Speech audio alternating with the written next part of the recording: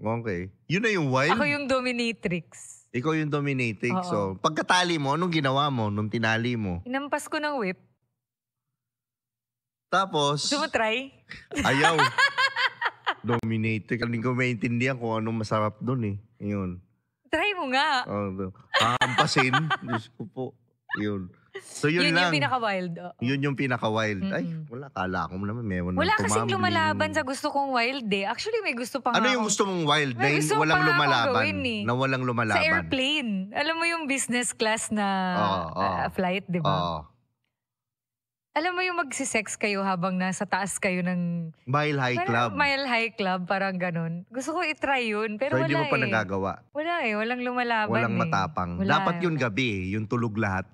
Eh, di ba biglang yung mga flight attendant, medyo kumakatok kahit tulog ka na. Wala eh. Wala. Pero hindi ka daw makukulong eh. Meron na ako na-interview ng ano. Wala daw kaso yun. Talaga? Yun lang talagang ano. Wala hindi ka naman nila ano. Wala.